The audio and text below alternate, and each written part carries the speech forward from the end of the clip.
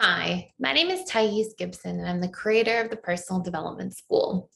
This is your daily breakthrough video, and in this video, I want to talk to you about 5 things you should never say to an anxious attachment style.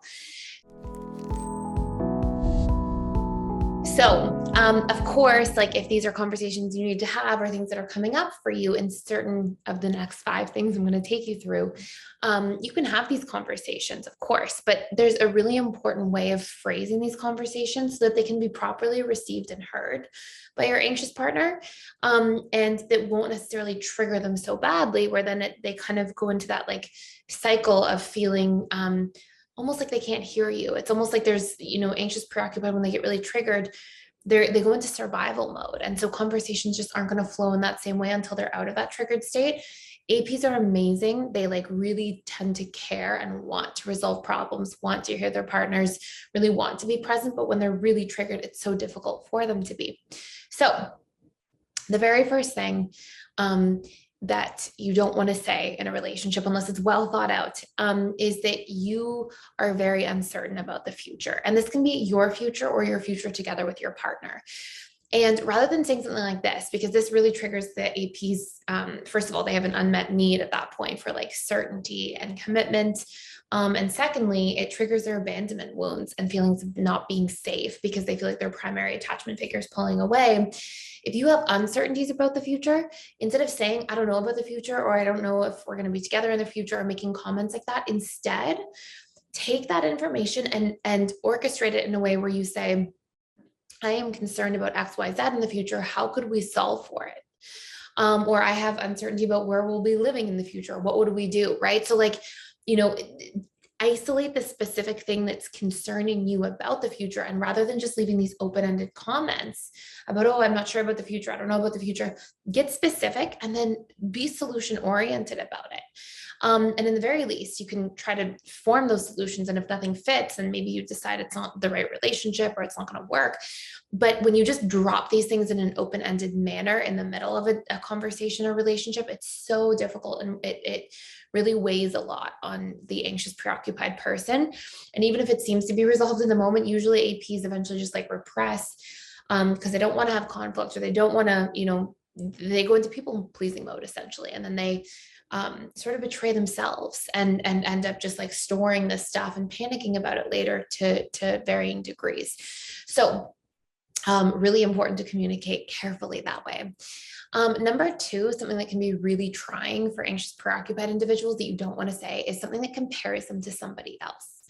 So anxious, preoccupied individuals, they tend to struggle a little bit with jealousy, but they really struggle with chronic comparison more than anything else. And of course, like we have other attachment styles that can struggle with that a little bit as well, but APs more than others as a general rule. And so if you are in a relationship and you're like, oh, well, so-and-so has a better job than you, or so-and-so, oh, I just really loved, their outfit tonight and not as much yours, these like passive comments. Sometimes I find that individuals who are in a relationship with an anxious, preoccupied person don't realize how much this really like hits home in a harmful way and sort of weighs this person down, because APs constantly think they have to like prove themselves to be good enough in order to receive love from their partner. And so when there's this comparison, especially if it's comparing them to somebody else and the other person is being compared more favorably, then it can be really challenging for the anxious, preoccupied individual. Number 3, it's really important that if you are somebody who doesn't have feelings that are moving as quickly as the anxious, preoccupied person, but you're in a committed relationship with them, that you don't say, oh, I don't love you back, or I don't feel the same way you do. I noticed that partners of APs, like sometimes APs will develop feelings of love first and they'll fall in love with their partners first. And it's like, rather than the partner saying, hey, I'm developing really strong feelings for you, but I'm just not quite at the same page, but I know I'm going to get there. And something that still gives validation, gives reinforcement. Sometimes the partner, I'll hear this usually in the history of doing many client sessions with APs, that the partner would just say like, oh, I don't feel the same way. Or I'm not sure how I feel yet.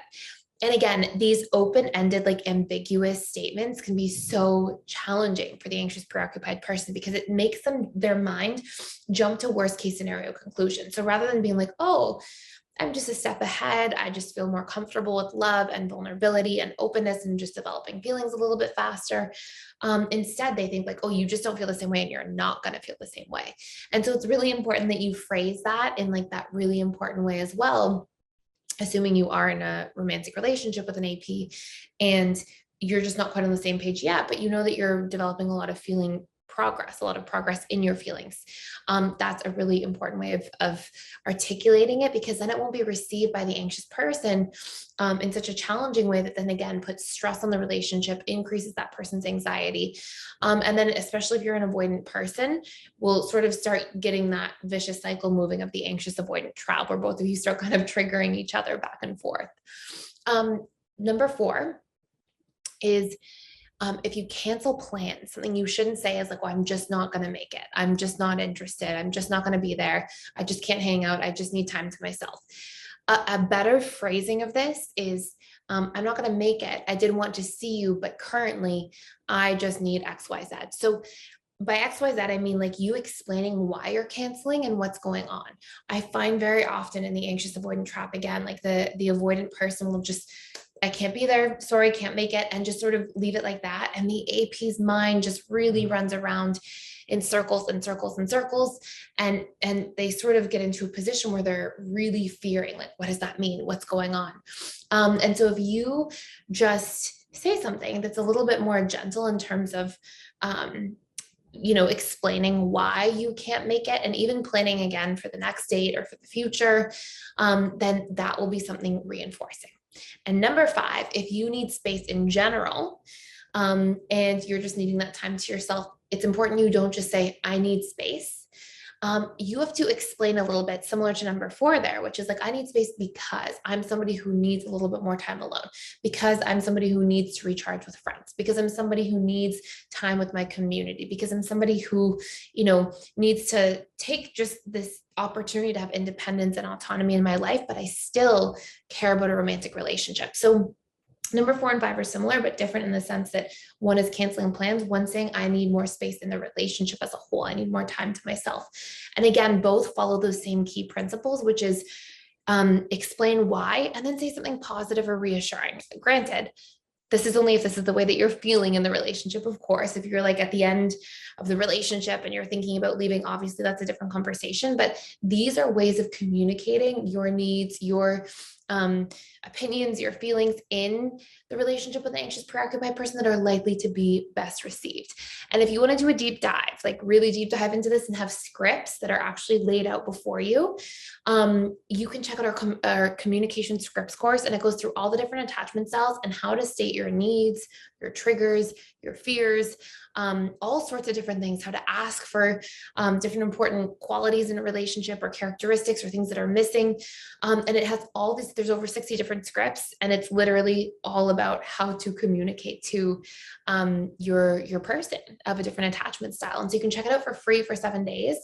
And it goes through all of these different dynamics, and they're laid out before you, so you can just practice. You can use them to communicate over text, or all sorts of different things. So anyways, that is it for today. I hope you enjoyed. Thank you so much for watching and for being here. Please like, share, and subscribe if you haven't already, and I will see you in the next video.